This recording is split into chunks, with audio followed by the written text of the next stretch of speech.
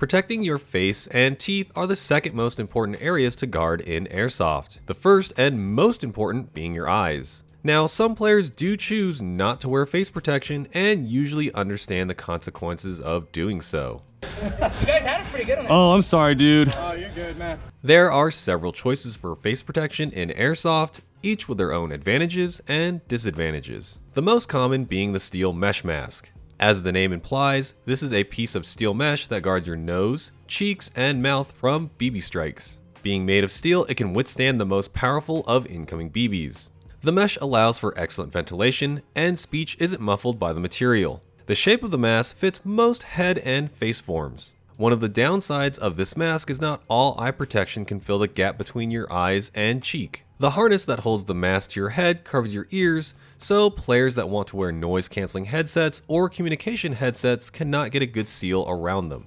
When BBs do strike the steel mesh, they break into small pieces, which can sometimes sting or get into your mouth. There are several other forms of mesh mask, which I'll cover later. Now that I've covered the baseline, let's go over the Lilacs Battle Style Aeroflex Face Guard. This face protector is made of a silicone insert and cloth material. At first glance, the Aeroflex looks like an N95 mask or jockstrap depending on the angle. I wore the Aeroflex at 2 Milsim games and 1 full force game at Tac City, an indoor airsoft arena. The first game I used the Aeroflex was Operation Lion's Claw Horn of Africa at Blue Cloud Movie Ranch. This AO, or Area of Operation, was an urban environment with a mix of close quarters battle and long distance engagements. I was on the Rebel team, so our kit was supposed to resemble poorly equipped freedom fighters. Helmets, ball caps, and other Tier 1 Special Forces gear were not allowed. This is always a challenge for me because a helmet makes for the perfect POV camera rig. When I can't use a helmet with my GoPro,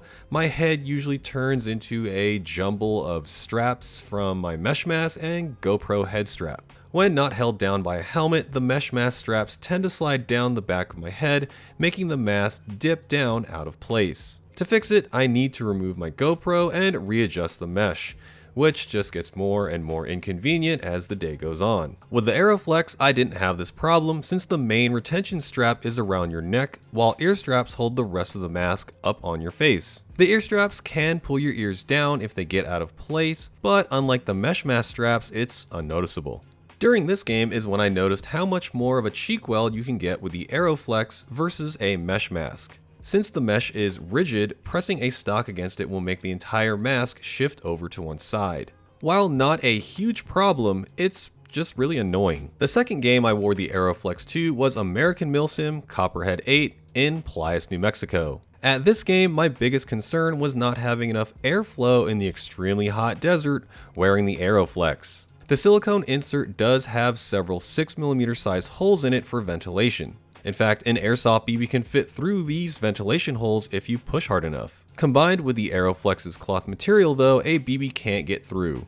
At the hottest part of the day, the Aeroflex, along with any other face protection, was uncomfortable to wear, but at no point did I feel suffocated because of it. What I liked most about the Aeroflex in this game was my earmore hearing protection could be worn comfortably. Unlike a mesh mask where the straps cover your ears, causing the seal around the headsets to have a gap, the Aeroflex lets my hearing protection get a good seal around my ears, which makes it actually protect my hearing. The last game I wore the Aeroflex to was a full force game at Tac City in Fullerton, California. Full force means there's no minimum engagement distance. Everyone is limited to semi-automatic only though.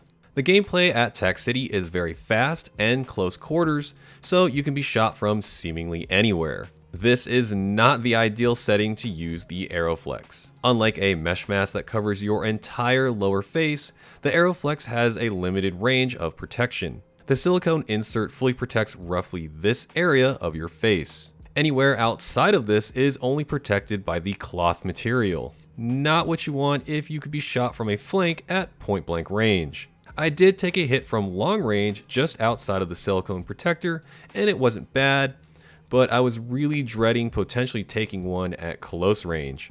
Lucky for me, that never happened while I was playing at Tac City. If you want full face protection and peace of mind, I don't recommend wearing the Aeroflex to an indoor arena.